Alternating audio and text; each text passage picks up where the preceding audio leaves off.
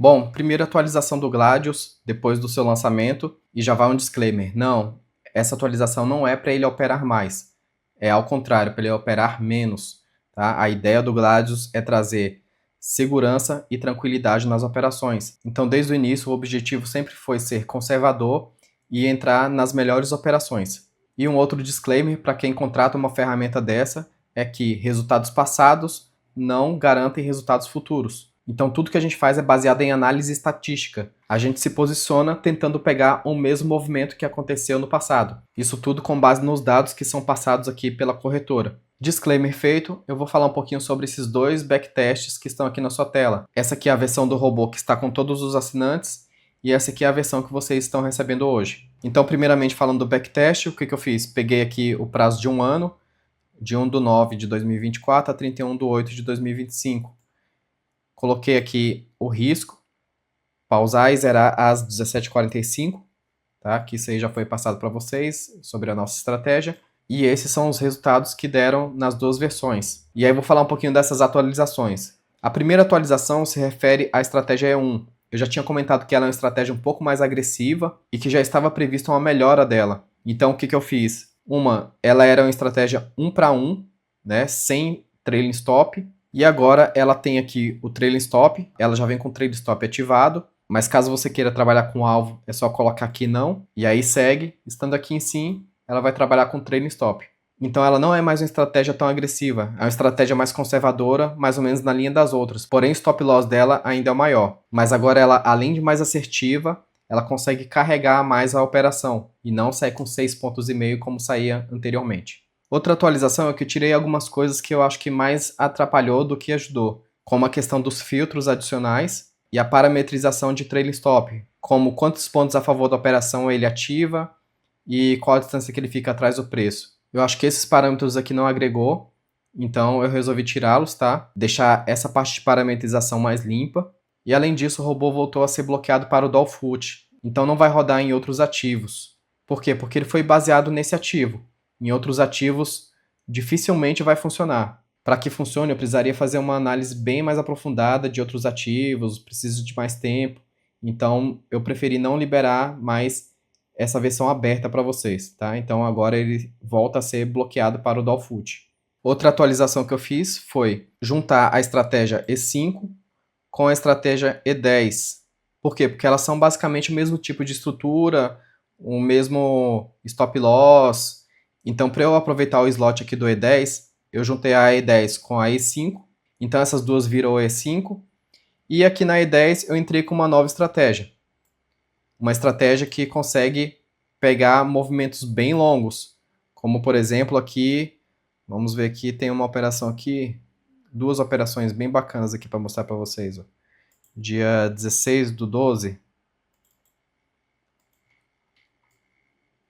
Aqui, ó, uma operação que chegou a andar 55 pontos de gain. No mesmo dia aqui, ó, mais tarde um pouquinho, mais uma operação com 23 pontos. Eu fiz o replay dessas duas operações, tá?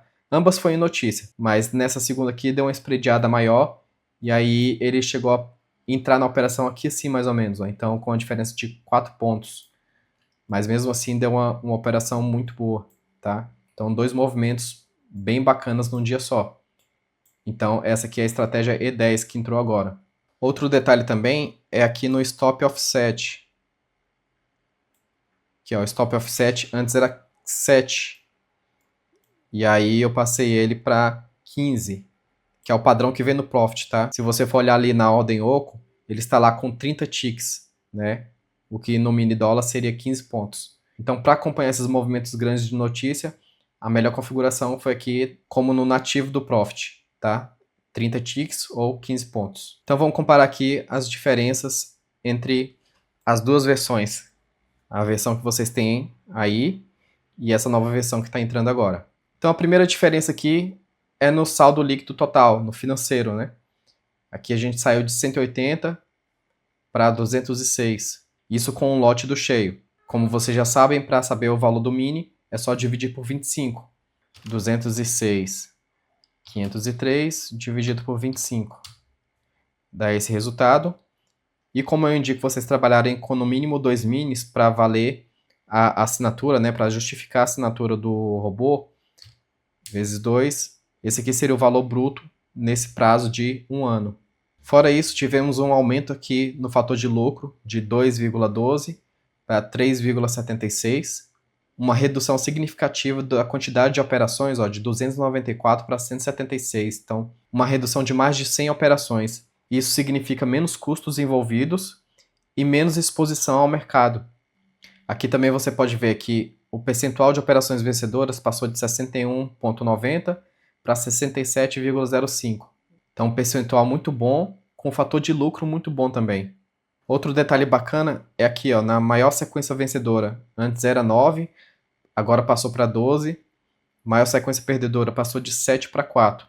Então, tudo isso influencia num bom resultado. Além aqui, claro, do famoso drawdown, né? É o que mais nos preocupa. A gente caiu aqui de 10.625 para 6.125. Ou seja, 6.125 dividido por 25, 245, stop com mini, vezes 2 contratos, 490.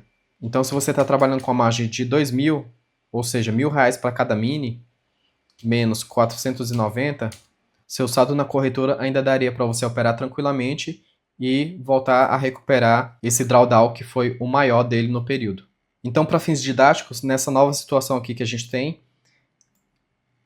esse aqui seria o valor para 2 minis, lembrando que é apenas uma previsão, tá joia?